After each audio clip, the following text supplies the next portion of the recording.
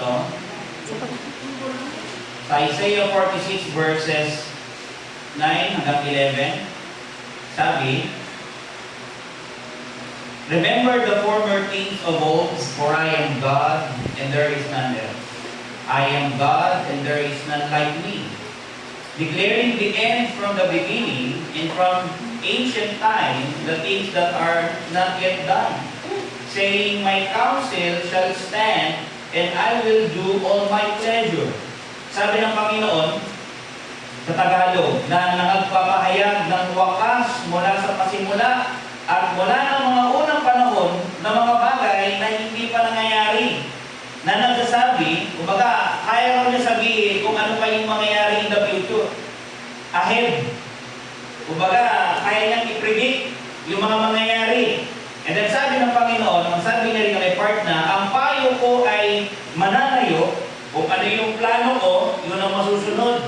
At ang gagawin ko, ang aking buong kaligayahan. Sabi niya kung ano yung magpapasaya sa akin, ano yung pleasure ko, ano yung naisip ko, yun ang pangyayarihin ko. Walang pwedeng bumago. And then verse 11, ang sabi niya, calling a ravenous bird from the east, the man that executed my counsel from a far country, yea, I have spoken it, I will also bring it to pass. Pag sinabi ko, gagawin ko, sabi niya ganun, I have purposed it, I will also do it. Kaya raw ng Diyos magplano, kaya niyang sabihin ahead of time kung ano mangyayari, at kaya niyang gawin exactly kung ano yung naisip niya, ano yung sinabi niya. Punta tayo ng Psalms 33. Magtingin muna tayo ng passages. Sa Psalms 33,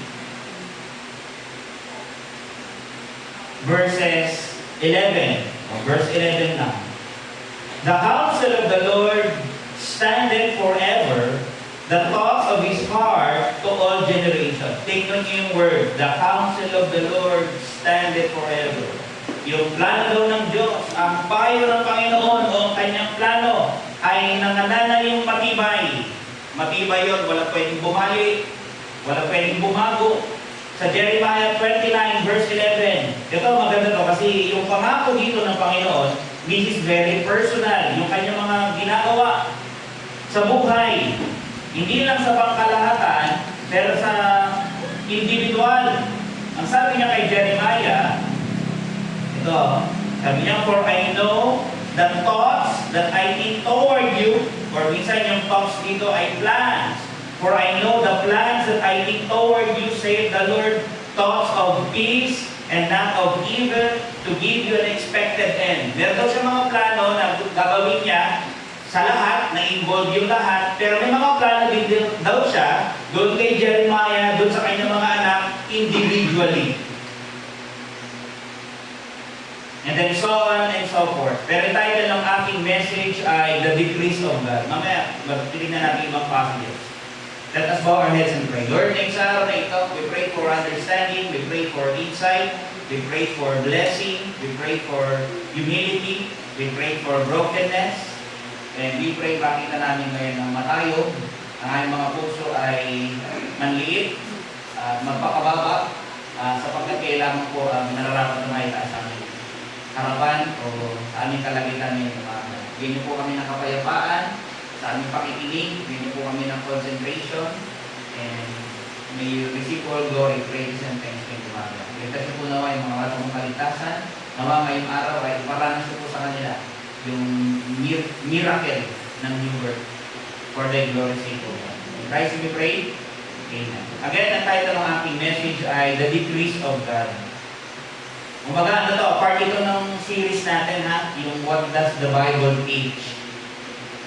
Kung maalala ninyo, yung the Bible is God's Word, diba? The God of the Word. Tapos nung last midweek natin, ay pangaral ko din doon yung God made all things, or the Creator of all things. Ito actually pang-apat ito, the decrees of God. Pag sinabing decrees, D-E-C-R-E-E-S, decrees. Okay, hindi decrease na pumunta, decrease.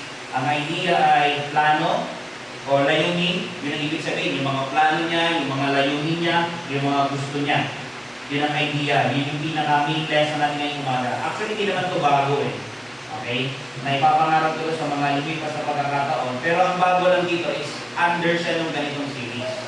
Okay? Pwede nyo ito tingnan, ano to eh, parang yung series natin ng what does the Bible teach? Parang pabumayad ng ano. Parang yan din yung London Baptist Confession of Faith. Yes, pinukuha ko doon yung topic. Okay? Pero pwede rin yan, natignan natin na basta parang minsan yung tinuturo mo, parang sa mga nabasa ko, parang part yan ng the basics ng Christianity. Pwede rin. Okay? O minsan, may papangaral ito doon sa the articles of faith. Kung ano yung summary ng ating mga beliefs, yan, minsan tinuturo ko yan. Minsan, hindi under doon sa banner ng gano'n, hindi ako maglalagay ng mga series, pero na-equate ko yung mga topics na yan. Okay? Pero it's my privilege and at the same time a challenge na ipangarap ko sa inyo ito, the decrease of God. Ano ba yung decrease of God? Okay. Marami tayo aware. Basically, pag sinabing decree, this is from a known preacher. Ito yung kanyang definition. Naganda lang ako kaya gusto kong i-share sa inyo. Sabi niya, God's decree is His eternal plan. Yung walang hanggang plano, baga, doon pa, nagawa niya yung plano na yun. Whereby, according to His decretive will and for His glory, He foreordained or determined, destined, established beforehand, making its outcome inevitable, everything that comes to pass. Ang idea, meron na daw siyang plano noong unang panahon, eternal daw yun, kung tatanungin mo kailan nangyari. Tapos yung plano daw na yun daw yung nilayo niya para sa kanyang kaluwalhatian, dinestined na daw niya kung ano yung mga mangyayari. Kaya sinasabi natin, ito yung destiny ko. Totoo, ang Diyos ang may control ng lahat.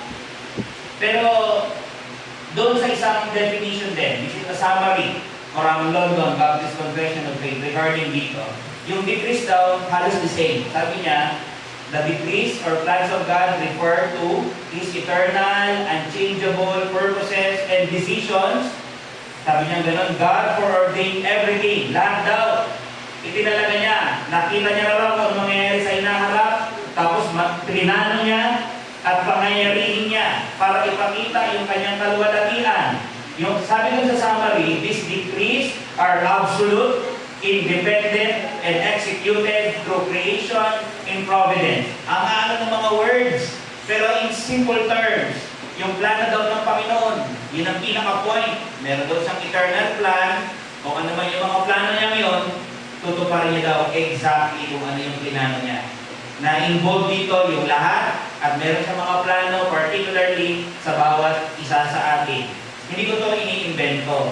Meron itong biblical foundation. Kanina may mga binasa tayo, pero binasa natin sa Psalms 33 verse 11, sabi doon, the counsel of the Lord. Ano yung counsel? Pag sinabing counsel, ang ibig sabihin ay the purposes. Purpose. Ano yung dahilan?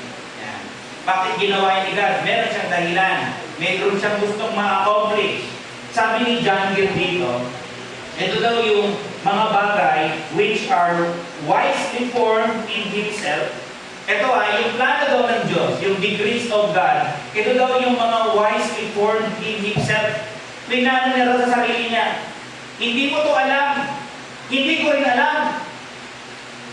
Ito daw ay eternal, kasi galing sa walang hanggan, katulad ng Diyos. And unfrustrable. Ibig sabihin, hindi mo pwedeng i-cancel. Hindi mo pwedeng baguhin. Wala kang magagawa. And relate to all things in providence and grace. Ibig sabihin, sa buhay natin, may mga nasa loob kasi tayo ng time eh. Yung mga plano daw ng Diyos, nangyayari rin sa buhay natin. Through providences. Lord, hihingi po ako ng pagkain, sana pagkalooban niyo po ako. Through providence, nagbibigay ang Panginoon, ay, na-hire ako ah. Ano yun? Plano niya? Part ng plano niya. Marami siyang plano.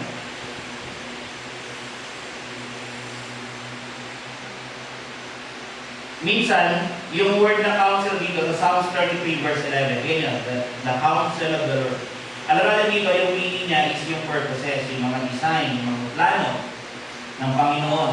Pero minsan sa Bible, pag naririnig natin yung word na counsel, minsan it could mean parang Word of God. It could mean the gospel itself. Pwede mga ganon. Pero dito sa time na ito, yung sa Psalms 33 verse 11, yung meaning ng counsel dito is yung plano ng Diyos, the design of God, na ito daw ay hindi mababalik. The counsel of the Lord standeth forever. Ang ibig sabihin, stand firm. Alam niyo yung firm? Matibay. Nagplano siya, walang pwedeng gumalaw, walang pwedeng bumalik. Pastor, may mga pagkakataon ba yan, no? Nagplano ang Diyos, pero kakatigasan ng ulo natin, hindi na to, nasunod. Wala ganon. Yung pagsuway mo, part lang yun. Pero ikaw ang responsible dun. Kasalanan mo yun. Mamaya makikita pa natin yan kasi baka ba sisihin natin siya eh. Total, linano niya pala lahat eh. So kasalanan niya kung bakit ako nagkakasala. Mali, ikaw yun. Malinaw yung scripture. Pero mamaya titignan natin yun. Yung mga theologian sa mga commentators, halos yung definition nila is pare-parehas sa part na to. Okay, ang idea, ang Diyos ay may plano. Ang gagawin niya lahat kung anong kanyang naisin. Involved dito yung government ng mga tao, yung mundo, and particularly, nagpe-plano daw siya para sa kaligtasan ng mga tao, which is predestination, and yung mga nangyayari sa buhay natin, which is providence. Mamaya, mas maiintindihan natin. Para maintindihan natin ito, magkakabit ako ng ibang mga bagay na related dito sa decree, sa plano niya, para mas maintindihan natin. Una-una, foreknowledge. Sabi doon, yung degree daw ng Panginoon and foreknowledge ay magkakonect. Ano yung foreknowledge? Yung foreknowledge is yung paunang pagkaalam. Bago pa mangyari yung mga bagay, alam niya na. Bago pa mangyari sa future, alam niya na. Kung ano mangyayari man sa inaharap, alam niya na. Na-foresee na niya. Na-foreknow. Alam niya nang ipapanganak ka. Nilayo niya yun. Dito parang alam niya pala kung ano mangyayari, pero wala siyang magawa. Hindi ganun ang senaryo. Alam niya exactly kung ano mangyayari, kailan ka ipapanganak, saan ka mabubuhay, ano magiging nationality mo, kailan ka niya ililigtas, kailan ka niya tatawagin. Alam niya exactly yan. Kung ano yung mangyayari. Andun yung kanyang idea.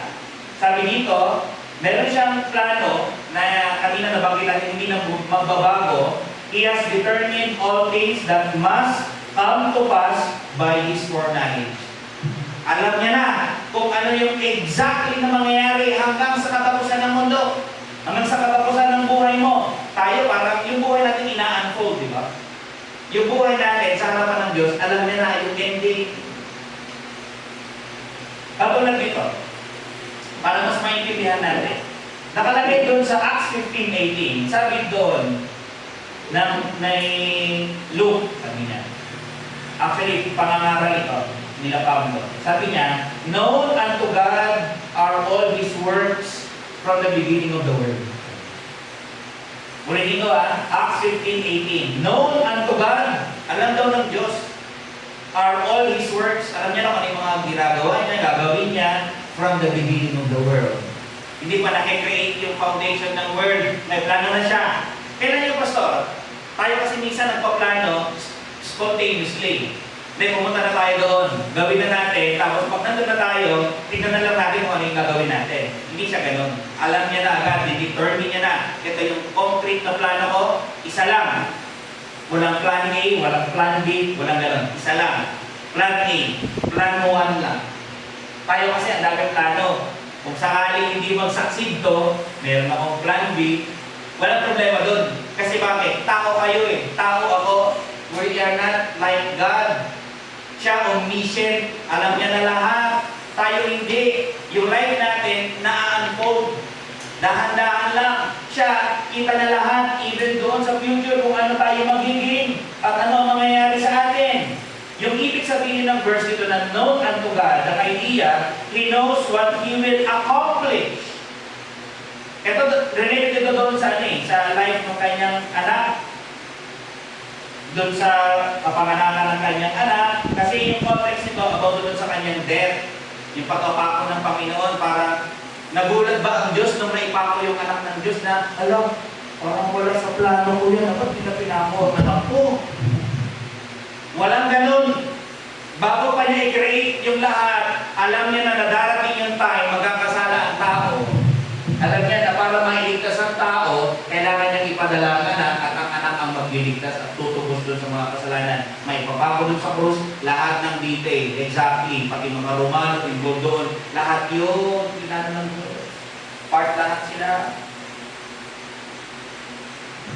Sabi natin sa nabasa ko ng commentator, sabi niya, all his words are so arranged in his mind that he sees everything distinctly and clearly. Malinaw daw sa kanya, pati distinct, alam niya kung kailan yung kapanahunan. As he foretold this, it was part of his plan. And as it was a part of his plan, long since foretold, it should not be opposed and resisted by us. Yung birth ng kanyang son, linanong niya ba yun na si Mary yung Magdala? Yes. Linanong ba niya na nailalagay ang Panginoon bago fully ma-consummate yung marriage ni Mary and Joseph? Yes. Eh, paano yung si Joseph yung magiging foster father niya? Yes. Kitira sila sa Bethlehem. May papanganak sa Bethlehem. Tapos lalaki niya sa Nazareth. Plano ba ng Diyos yun? Yes. Walang accident. Lahat. Hindi siya yung tulad natin. Tayo kasi, hindi natin alam kung ano yung nangyayari sa hinaharap. Pwede magplano tayo, pero kapag nandun tayo sa time na yun, in-execute natin, pwede hindi mangyayari yung bagay according sa in-expect natin. Di ba ganun? Sigado lang ganun. Wala siyang moment na, ay sayang. Wala siyang ganun. Na napufrustrate siya. Ano ba yan? Hindi naman nangyari. Nagkakaroon siya ng ulo. Tayo lang gumagawa nun. Pero ang Diyos hindi. Pag linanaw niyo yung isang bagay, nilayo niyo yung bagay na yun, tutuparin niya. He has the power para gawin yung mga bagay na yun. Sabi nga He knows, He foresees, and arranges things best for Him to accomplish His design. Yung mga plano daw ng Diyos, sovereign daw yun. Sabihin, mataas. Walang pwedeng bumago, walang pwedeng kumistyon. May kapangyarihan siya para gawin din yun. Tayo minsan kasi may plano ka, pero hindi mo naman kayang gawin. Diba? Balak mo lang. Pero wala kang kapangyarihan na gawin yun. Na-assure mo na mangyayari ito. Minsan gano'n lang tayo. Kumbaga, pag nagbi-business, nagkakaroon tayo ng pinakompute natin yung risk. Para mababa yung risk ko na malulugi ako, kaya push through ako. Parang tingin ko, magkasucceed ito. Pero, bagamat may idea tayo ng gano'n, pero hindi katulad sa Panginoon na confidently, alam niya na ito yung mangyayari kasi ito yung ginusto ko. Tsaka may kapangyarihan ako para gawin yan. Exactly kung ano yung nilalayon ko. Punta kayo ng Isaiah 46. Meron ditong words na gusto ko ma-realize natin. Sabi yan sa Isaiah 46 verse 9, tignan natin in detail. Sabi niya, remember the former things of old. Yung mga ginawa ng Diyos, alalahanin mo. Ito ma-realize nyo dapat. For I am God and there is none else. I am God and there is none like me. Lalahanin yung mga ginawa ko. And one thing you will realize, I am God at wala akong katulad. Compare nyo ako dun sa mga idols, mga futile yun, mga walang kwenta yun, mga rebulto-rebulto na yan. Pero ako, I am the only God na nag-e-exist. Kaya kong gawin lahat. Kaya sabi niya, alam nyo, declaring the end from the beginning. Bago pa lang mangyari, masimulan yung mga bagay-bagay, sasabihin ko na sa iyo kung ano magiging ending. Kaya kong i-declare yun from the very beginning. Sabi ng Panginoon, from ancient times, the things that are not yet done, saying, my counsel shall stand and I will do all my pleasure. Sabi niya gano'n. Dito, may kita natin na ang ganda ng sinabi ng Panginoon. Katulad din dito doon sa Isaiah 43 verse 12, I have declared, sabi niya na lang. Kumbaga yung mga plano niya, kaya niyang sabihin kung ano yung mga mangyayari, kaya gawin niya. Okay? Sa Isaiah 44 verse 26, that sino daw ang Diyos? That confirmed the word of His servant. Ibig sabihin, tinutupad daw niya yung sinabi ng kanyang servant, yung idea mga prophets. Kumbaga, kung ano yung mga figure told nila. Di ba sa Old Testament, kung aware kayo, ano trabaho ng mga prophets? Yung mga prophet, sila yung nag-a-announce ng mga future events. Kunwari, in-announce ng prophet, ito yung message ni God. Ito daw yung mangyayari in the future. After many years. Hindi pa ngayon, pero many years pa ang mangyayari. Sinabi na. Yung mga bagay na yan, kaya daw gawin niya ng Panginoon kasi kaya niyong i-confirm yung words ng servant na yun. Natotoo yun. Kasi sabi niya rin sa Isaiah 44:26, i-confirm niya daw yun and perform it. Tutuparin niya at lahat na kailangan para mangyari yun. Kung ano yung i-announce niya in the future, in the past, mangyayari talaga yun. He has the power para gawin yun. Tayo minsan, nag-announce ka, pero pag dumating na yung tamang time, kunwari yung date, sabi mo, sa January 15, ganito gagawin ko. Dumating na yung araw na yun, tapos sabihin mo na lang, nagplano ako, pero hindi ko na kaya ito pa rin. Si God, hindi ganon. Kung ano yung plinano niya, isa lang yun, hindi na nang babago yun. Gagawin niya yun. Ang hirap naman, pabago-bago ng isip. Imagine, nakakatakot yun, pabago-bago ng isip ng Diyos. Ligtas ako ngayong 2026, nagbago isip niya ng 2027. Nakakatakot naman. Pero alam niyo, this is a comfort na yung Diyos may plano siya ng isa. Mamaya makikita natin. I hope ma-encourage tayo nito. Pero going back doon sa Isaiah 46 verse 10, sabi niya may counsel, may purpose. Yun yung binanggit natin kanina. Ito yung i-bear in mind natin. Let us realize that God has a definite plan relating to all His creation, both man and angels. He will make it happen. May plano siya na involve yung lahat. Kahit yung lahat ng tao, saka lahat ng mga angels involved din. And then may part doon sa verse 10, ang sabi niya, my counsel shall stand, and I will do all my pleasure. Yung pleasure dito is kung ano yung nagpapasaya sa kanya, ano yung wish niya, ano yung gusto niya, ano yung mga pangyayari na gusto niyang mangyari. Pag ginusto niya daw yon, kaya niyang gawin. Yan ang idea, lahat ng object of desire. Alam niyo bakit kaya niyang gawin? Based ito sa context natin, and ito rin yung sinabi ni Apostle Paul, doon sa Romans 9:19, kaya daw gawin lahat ng Panginoon at walang pwedeng pumigil sa Kanya. Bakit? Makapangyarihan ka sa lahat. Yung Diyos na nagplano, siya rin ay Diyos na makapangyarihan, siya ay Diyos na sobereno. Pag bumalik kayo dun sa Isaiah 46 verse 11, meron daw ipapadala ang Panginoon in the future. Sabi niya, calling, sa verse 11, calling a ravenous bird from the east. Katawag daw niya, literal, kakatawag daw siya ng mabilis na ibon, ravenous. Metaphorical yan. Tao yung dumating niya. Alam niyo kung sino natupad yung hula yan? Si King Cyrus. Cyrus the Great. Siya yung ginamit ng Panginoon para mag-benefit yung bayan ng Israel ng maraming bagay. So dito may kita mo, bago bang mangyari na dumating si Cyrus the Great, na marami siyang ipapatupad ng mga batas na magbe-benefit yung bayan ng Israel, sinabi na ng Panginoon, darating yung time, patawag ako ng ravenous bird from the east. And then later on na lang nangyari, nung sila ay iaalis na o pababalikin from Babylon.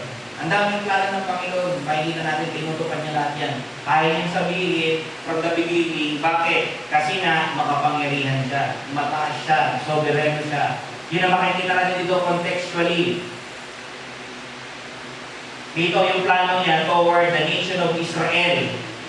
Pero yung ginamit niya, si Cyrus the Great, hindi, pagan king. Paganong hari yun, ha? Pero nakakatawa dito, kahit ano yung lahat ng bagay sa mundo ito, nasa kamay lang ng Diyos.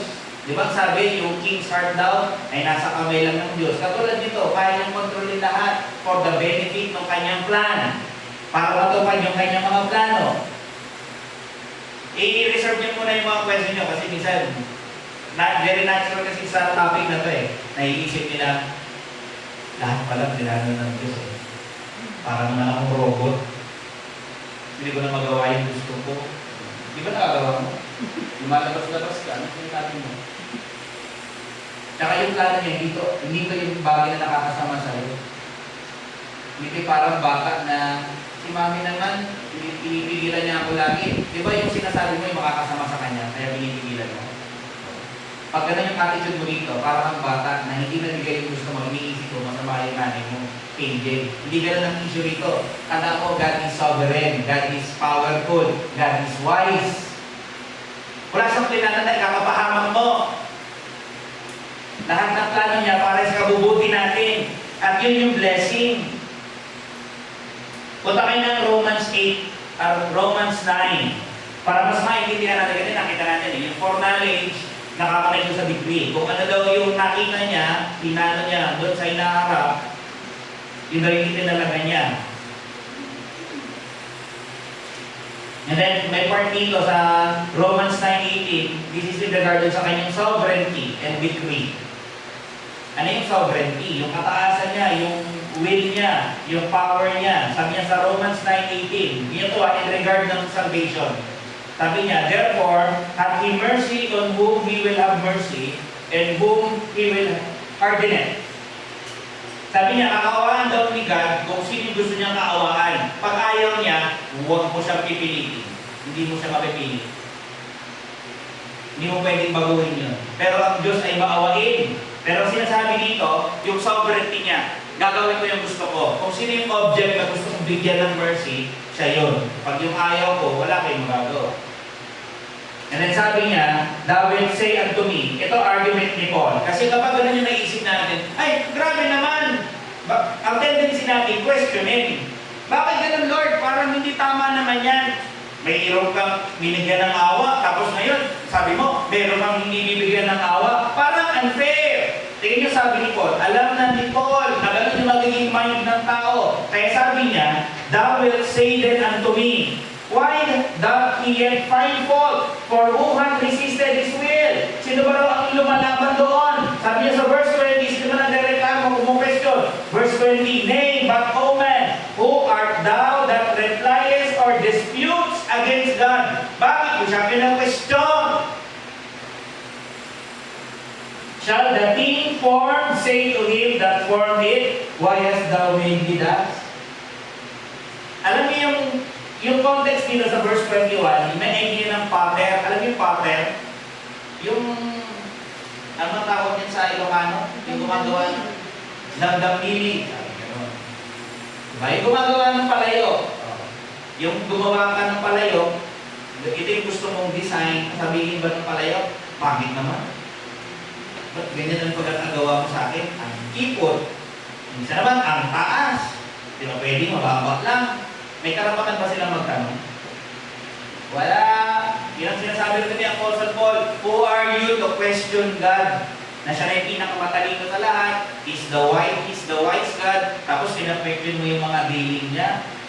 Ngayon sabi niya, wala bang karapatan kung ano yung gusto niyang gawin doon? Rhetorical question. Wala ba siyang right na gawin kung anong gusto niya doon sa mga creation niya? Di ba may right siya? Oo nga yung gamit mo, hindi mo inaano sa iba, ini-exercise mo nga yung right mo eh. O yung gagamitin ito, akin lang to. Kasi right mo yun, gamit mo yun, karapatan mo yun, ikaw yun eh, ikaw gumawa nun, ikaw bumili nun, pag-aari mo, okay lang yun, normal yun. Pag si God ang nag-exercise ng ganon, okay lang ba? Kayo ay lahat ng creation ko. Kung ano man yung plano ko, wala kayong pwedeng maging question. Kung plano ko na maipanganak kayo mahirap, yun ang plano ko, masusunod yun. Pwede ka ba magreklamo? Lord, ba't Pilipino ako? Sana ginawa mong Amerikano para matapos man lang yung inang ko, mabuti ako. Pwede bang ireklamo yun? Hindi. He will do kung ano yung gusto niya. Hath not the Father power over the clay of the same lump to make one vessel unto honor and another unto dishonor? Then sa context na to, binanggit din dito yung si Iso at si Isaac. Yung isa niligtas ng Panginoon, yung isa hindi. Ay, pwede bang mag-question? Wala. Bakit? Ano yung dinidisplay dito ng Panginoon? Yung kanyang freedom, yung kanyang sovereignty. Kaya kong gawin. Kung ano yung gusto ko. So, yung mga plano niya, nandun yung kanyang foreknowledge, yung paunang pagkaalam niya. Alam niya na yung every detail ng plan. Isa lang yun. Dito, iba't niya ginawa yun. But anong right niya para magplano? Because He's sovereign. He's free to do kung ano yung gusto niyang gawin. Hindi niya kailangan magtanong na, Rodel, okay lang ba sa Pangasinan kayo, maging Ilocano kayo para Pangasinan? O may meron ka bang gustong lugar na doon kayo panganak? Walang ganun. Parang interview muna tayo. Ipapanganak kita pero anong gusto mong nationality? Gusto ko lang makuha yung opinion mo. Walang ganun sila. Hindi niya kailangan yung ikaw. Hindi niya rin ako kailangan. He will do kung ano yung nilayo niya, ang yung makabubuto sa atin. Dinidisplay itong passages na to yung freedom ng Panginoon. Yun ang makikita natin dito. Somehow ma-realize natin ito. Ito pa, yung pwede makita natin, yung providence and decree. Sa plano ng Panginoon, meron na siya sa plano, magre-reflect doon yung foreknowledge niya, nagre-reflect doon yung sovereignty niya. Then, doon sa plano ng Panginoon, doon sa decree, nagre-reflect din doon yung providence. Doon sa bawat detail na nangyayari sa buhay natin, na parang minsan, mungkin na akong aksidente, pero buti na lang, hindi ako tinamaan. Providence. Lalakad ako sa kalye, bigla ko na lang namit si Pastor. Nag-usap kami, siniran niya ako, ayun, naligtas ako. Providence. Wala, alas 12 na ng gabi. Wala na akong masakyan, delikado pa naman dito. Dumaan, baka pwede sa may kinakaw ko. Buti sakto, wala nang dumadaan talaga dito. Tumuwi lang ako dun sa nanay ko. Na-check ko, nadaan na pakita, kaya kita nadala. Pero wala talagang dumadaan dito. Providence, detail. Sa plano ng Diyos, ito yung providence. Ano yung providence? Ito daw yung sovereign intervention and governance over the universe ng Diyos. Ito rin din natin. Sa plano niya, doon sa mga tao, meron din yung predestination. Anong predestination and decree? Yung predestination is the doctrine of predestination is the teaching that before the creation of the world, God decided the eternal destiny of all rational creatures. That is, all angels and human beings. Some men and angels are predestined unto everlasting life, and others foreordained to everlasting death. Sa plano ng Diyos, meron siyang part ng predestination. May mga inelect siya para ma-save. May mga hindi siya pinili para hindi ma-save. Parang, wait lang. Hayaan mo munang magkaroon ng tension sa mind niya. Pero isipin natin, merong pinili daw ang Panginoon o eternal life. Meron daw siya mga tao na pinili, even angels, papunta doon sa everlasting death. Dalawang point ito. Yung pagpili ng Diyos ng tao patungo sa kaligtasan, that's election. Election is unto salvation. Napili siya para iligtas yung mga tao na yon. Makasabihin natin, Lord, Pastor, para ang sama naman. Kasi imagine, may pinili siya, tapos meron siyang hindi pinili. Kawawa naman yung hindi pinili. Ganito yun. Lahat ng tao ay nagkasala. Lahat tayo ay makasalanan. Meron bang worthy na ma-save? Eh kung parusahan tayo lahat ilan, righteous ba yun? Yes! Sinners ka. Sinner ka. Sinner din ako. Sinners tayong lahat. Ano yung deserve natin? Death! Punishment sa hell! Alam na ng Diyos yun na mahuhulog ang tao sa kasalanan. Paano sila ibabalik? Nag-divide siya ng plan na gagawin niya, pumili daw siya ng ilan. Kaya nung dumating ang Panginoon sa Kristo, ang sabi niya, you don't believe me because you are not my sheep. Huwag kayo mag-alala, mayroong ibinigay ang Ama sa akin na mga sheep. Sino yun? Yung mga elect.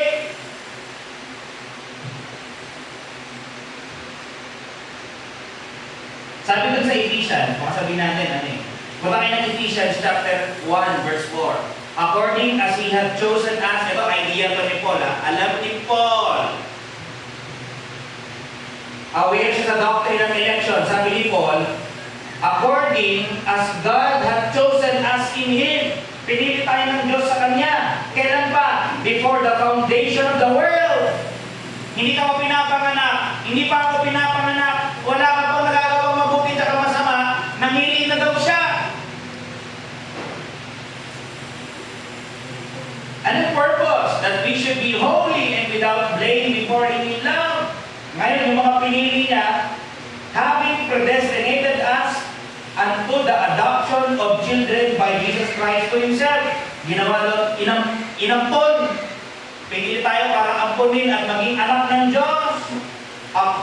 Anong basis? According to His good pleasure of His will. Anong dahilan? Gusto niya. Wait lang. Sabi niya sa verse 6, to the praise of the glory of His grace. Yun daw ang ginusto niya, parang ending, mag-glorify siya. Kaya lang, paano mag-glorify yun? Meron siyang pinili para masave, tapos meron siyang hindi pinili. Paano mangyayari sa mga hindi pinili? Anong marireceive nila? Justice.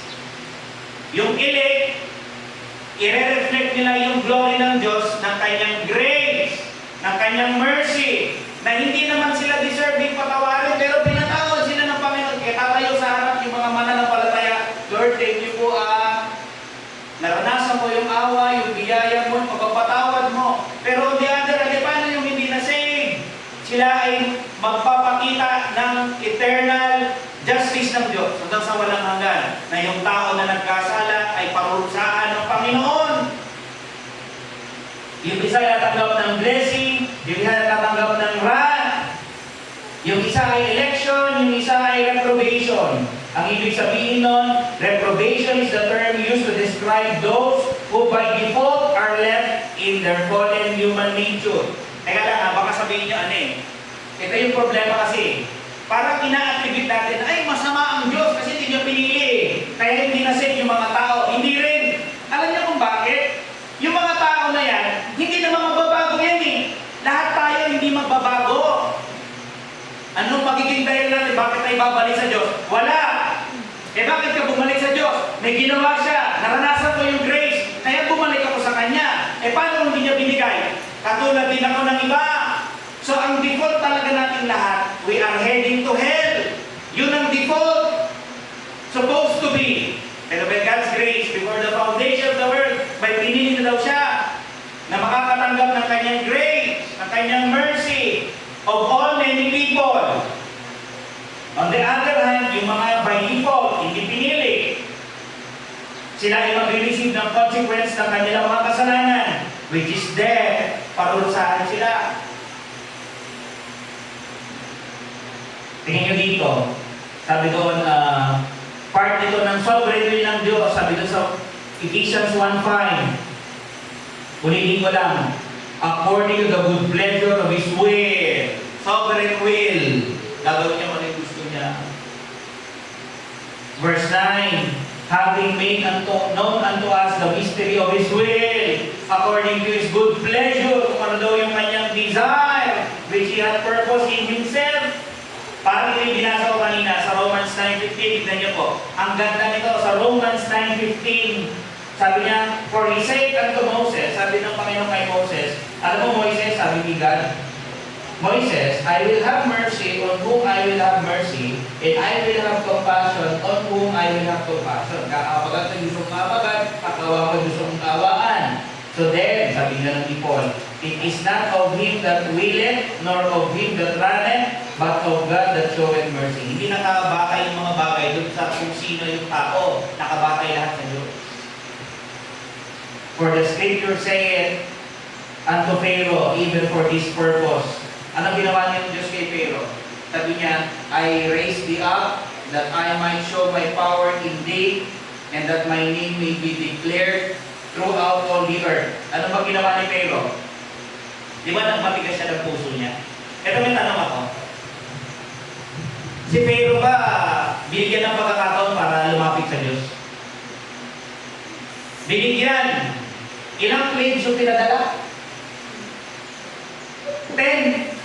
Sa first plague, hindi ka na-convert. Sa second plague, hindi. Doon mo makikita na ang tao on his own. Hindi niya kayang magsisi, hindi niya kayang maligtas. By default, alam niyo mga gagawin natin, kung di tayo katawagin ng Diyos, hindi siya gagawa sa atin, we will go on doon sa kasalanan natin, mabubuhay tayo ng parang walang Diyos sa buhay natin. Nagawin lang natin yung pangarap natin, iisipin natin, ano yung mabuti sa pamilya ko hanggang doon sa level na yon. Pero anything para mag-glorify ang Diyos, mabuhay ako para sa kalooban niya. Walang ganon. Papahalaga ko siya, yung salita niya, yung mga anak niya. Walang ganon. Para ba't ganyan yung pastor? Kaya niyang gawin lahat. Sabi niya, kakaabagan niya, kakawa niya kung sino gusto niya. Ito nga yung gusto ng Diyos ma-realize natin eh, that we might fear. Hindi ka matakot dito. Matakot ka. Alam niyo kanina, binanggit, may nabasa tayo, ibang ko alam kung na-realize ninyo. Yung pagpili ng Diyos, yung pagkatalaga niya, yung predestination ng mga tao patungo sa kaligtasan, ang purpose daw niya para sa glory niya. The glory of His grace. E paano naman yung mga by default, hindi niya napili, yung mga reprobate, by default, hindi sila na pili ng Diyos. Sila naman daw ay magsisilbing pagbibigay luwalhati sa justice ng Diyos. Later on, may objections tayo dito. Pero gusto ko na mas maintindihan natin ito aside doon sa mga doctrines na kinonect natin doon kung ano yung nagre-reflect sa D3. Yung kanyang sovereignty, yung kanyang yung predestination, reprobation, ano yung makikita natin doon. Yung first part dito, yung foreknowledge ng Panginoon, yun yung mga nakita natin eh. Foreknowledge, providence, predestination, sovereignty, nakakonect lahat yun dun sa reprobation, nakakonect dun sa decree. Pero ito, unlike na may gusto kong i-share sa inyo, na if we will realize this, mas maintindihan natin yung decree. Ito yung 8 characteristics ng decree of God. 8 things. Kung nag-note kayo, sulat ito. It is not original sa akin. I excerpt this from a book or from a person kay John MacArthur and Richard Mayhew. Ang title ng book nila ay The Biblical Doctrine. About to dun sa decree of God. Sabi nila, unang-una, ito number 1. Yung decree ng Diyos, ang character daw ay single. Anong single? Isa lang. Wala siyang option 1. Kapag nangyari ito, may sagot ako dyan. Ito yung option 2. Para ka nag-chess, pag ito sinagot niya, ito yung i-reply ko. Wala siyang ganun. Ito yung i-reply ko, ito gagawin mo sigurado, tapos ito i-reply ko, tapos ito yung sigurado i-reply mo, determine niya, alam niya. Single lang yung plano ng Panginoon. Isa lang. Pangalawa, comprehensive. Paano comprehensive? It involves all. Kasi sabi doon sa Ephesians 1:11, pag binalikan niyo yan, tingin dyan sa Ephesians 1:11. Sabi ng Word of God, in whom also we have obtained an inheritance being predestinated according to the purpose of Him who worketh all things. Meron bang maminis doon sa mga plano niya na hindi mangyayari? Wala. Bakit? Comprehensive yung plan niya. It involves all, every detail. Yung day na maliligtas ka, yung mga tao na gagawin ng Panginoon, and then later on, yung mag-contribute pa sa growth mo, at yung mga bagay na gagawin mo pa, na kapupurin ng Panginoon, yung mga good works, kahit yung mga yun, nilalatag ng Diyos yun. Tingnan nyo to. Ano yung tingnan nyo to sa binanggit ko na yung good works Atas ganun sa verse 10. Ephesians 2:10. For we are His workmanship, created in Christ Jesus, unto good works. Yung mga believers, dapat na tayo magawa ng good works. Ano yun? I-inventohin ko lang? Hindi. Nakalagay dito, which God had before ordained. Nakatakda na. Ay, Pastor, ba't yung good works ko, 99, ikaw 50 lang. Mas marami ako sa'yo. Yun lang yung binigay sa akin. Nakatakda na daw. You can't go beyond doon sa italalagay ng mabubuting gawa na gagawin mo. Pag yung last day mo na hanggang doon na lang yung mabubuting gawa na gagawin mo, kukunin ka na. Wala ka ng purpose na gagawin pa. Pag dumating na yun sa end na yun, kukunin ka na. Kaya tayo nag-e-exist pa, pwedeng mo rin kasi may purpose pa ako. Tama na. May gusto pang ipagawa ang Panginoon sa'yo na gusto niyang i-fulfill mo. Hindi lang yung good works pati bad works. Naka-involve doon sa plano niya. Sa Acts 2:23, Acts 2:23, Him being delivered by the determinate counsel and foreknowledge of God, sabi ni Pedro doon sa mga tao, ye have taken, and by wicked hands have crucified and slain. Ito ang ganda ng part. Bakit? Yung part ng plano pala ng Panginoon, kahit pala yung kasamaan ng mga tao, inaalaw pala ng Diyos. Paano yung pastor? May mga plano ba siya na, halimbawa, inaway ako ng tao. Plano niya ba yun? Pwede. Inadya niya, inalaw. Mga mamaya, makikita natin ito. Ano ba yung mga part ng all? Yung haba ng buhay, yung lugar ng kapanganakan, lahat, details, all, work at all things. Ayon dun sa plano ng Panginoon. Ito, hindi lang yung decree ay single, also comprehensive, it is also unconditional. Parang unconditional. Ito ang magandang tanong. Bakit ka pinili ng Diyos? Kung pumili man ng Diyos, bakit niya pinili yung tao? Is there any reason bakit pinili niya ikaw o ako?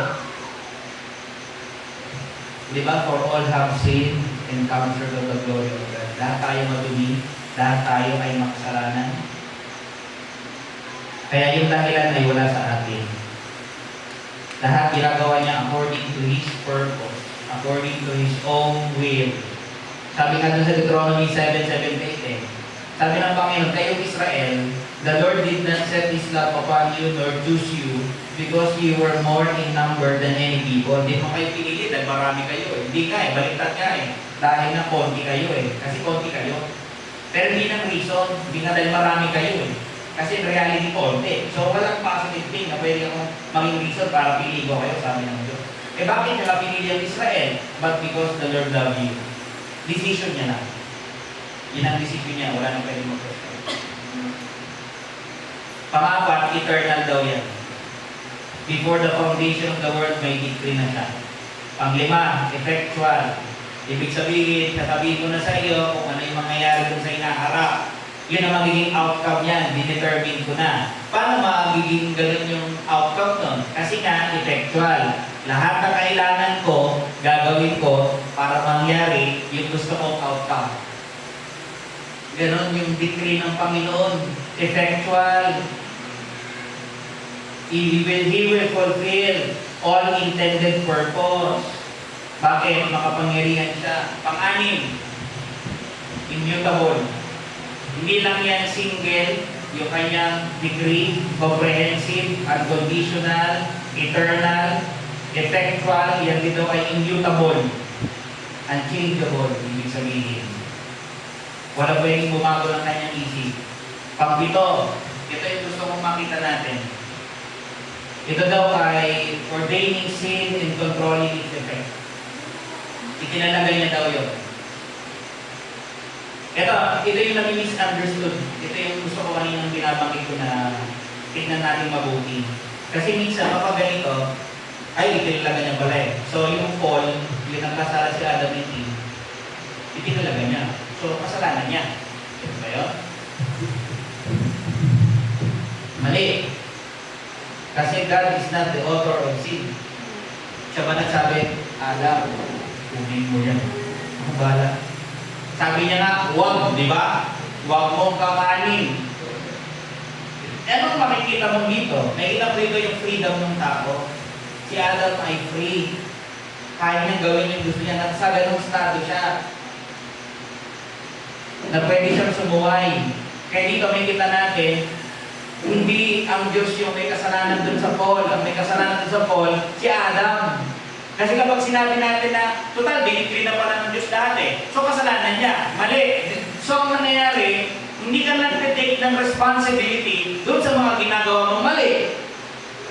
Alam mo, kaya ako nagdakaw, kaya ako nag-rape, kaya ako namurakot ng mali-maleta. Kasi dinigri na lahat eh. Dinigri ni Lord, itinalaga niya na para maging kurap ako. Mali! Hindi siya nag-udyok sa'yo. Yung corruption ng puso mo, yung pagiging gahaman mo, pagiging ganid mo, hindi nag-uudyok sa'yo, kaya gumagawa ka ng masama. Sa sarili mo yun, hindi si God.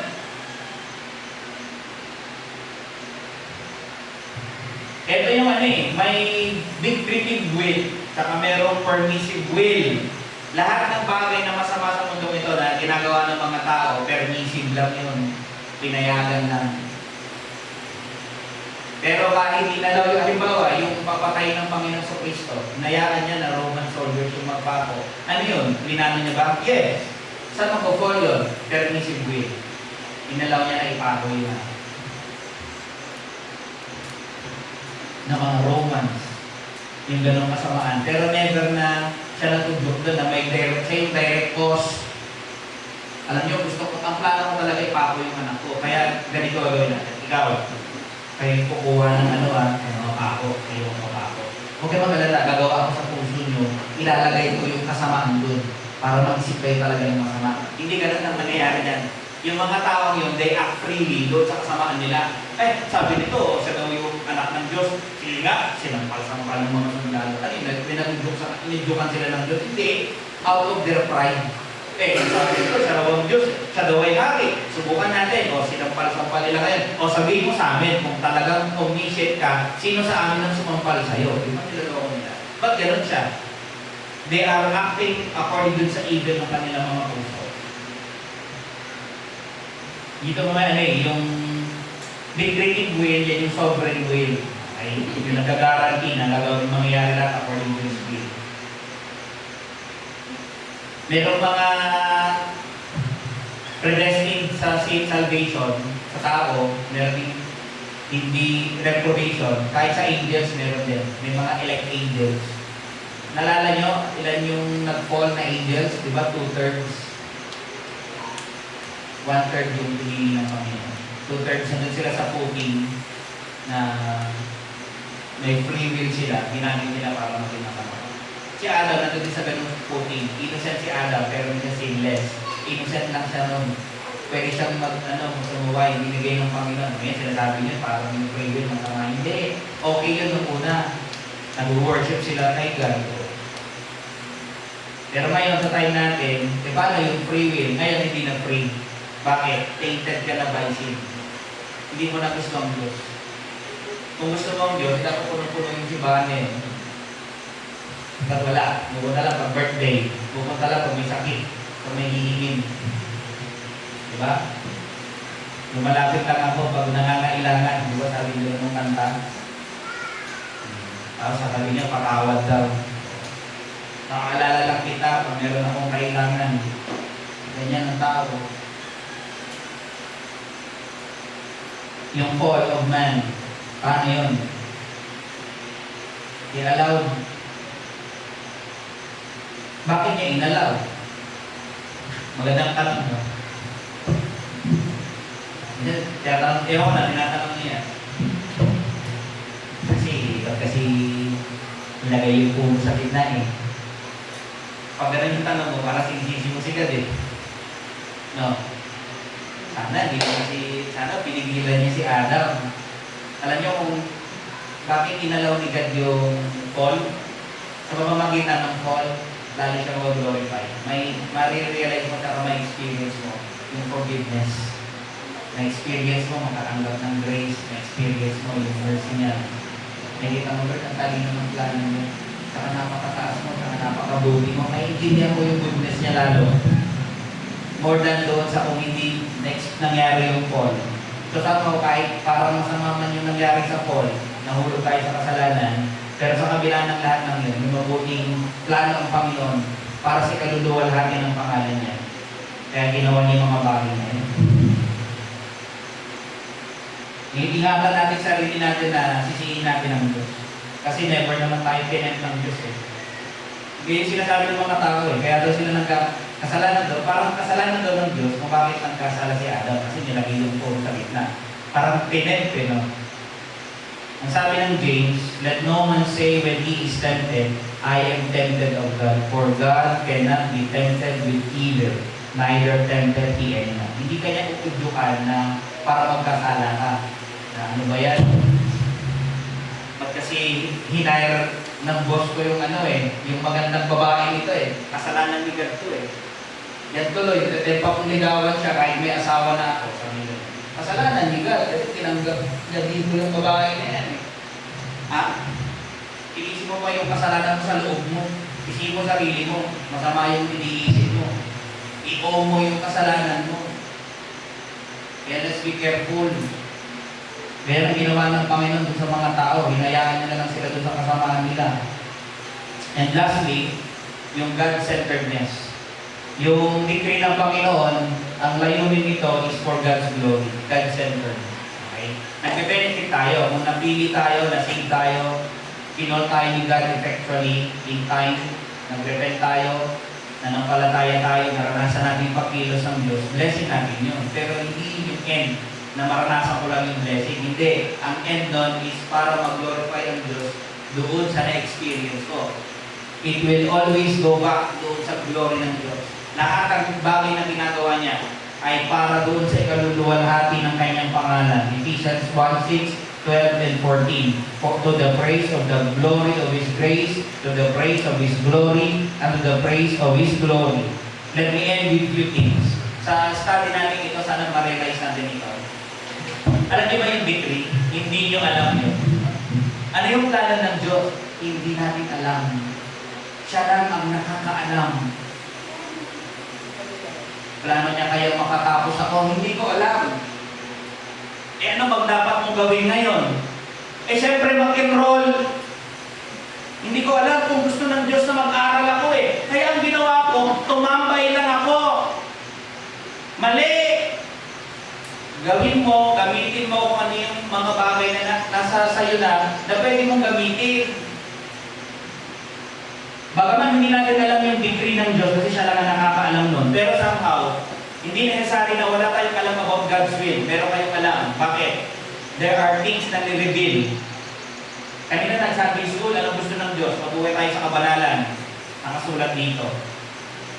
Mabuhay tayo ng masunurin. Lumago tayo sa pananampalataya. Gumawa tayo ng mabuti. Yan yung mga revealed will gawin natin.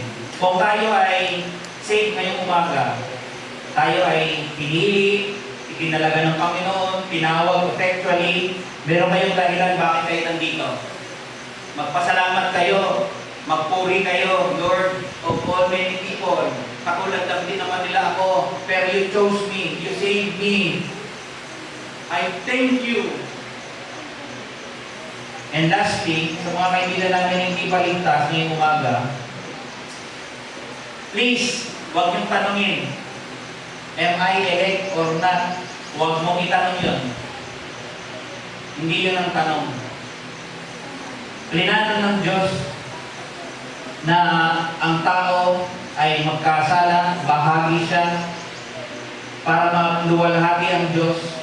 Nahulog ang tao sa kasalanan, plinano niya na ipadala yung kanyang anak sa mundong ito, para sa pamamagitan niya siya ay maging tagapagligtas. Plinano niya na mamatay ang anak dun sa cross. Plinano niya na maipako siya ng mga masamang tao, inadya niya yun. Inadya niya, plinano niya na mamatay yung kanyang anak, mailibing, at the third day, mabuhay na muli. Plinano niya na bumalik ang anak doon sa langit, at pagkatapos nun, pagbiling sa mga disciples sa ipangalan ng Ebanghelyo, ng mga tao ay magsisit manampalataya. Plano niya lahat yun. Huwag mong itanong whether you're elect or not. Ang itanong mo sa sarili mo, narinig ko na ba yung gospel? Nag-respond na ba ako sa gospel? Nagsisi na ba ako ng kasalanan ko? Pinalikuran ko na ba yung mga mali ko? Ginagawa ko ba yung gusto ng Diyos? Nanampalataya na ba ako sa anak? Yan dapat yung itanong mo sa iyong sarili. Ngayong umaga narinig mo na. Nawa ngayong araw ay ikaw ay tumalima. Manampalataya kayo sa pangalan ng Panginoon Kristo. Tanggapin niyo yung kanyang free gift of salvation.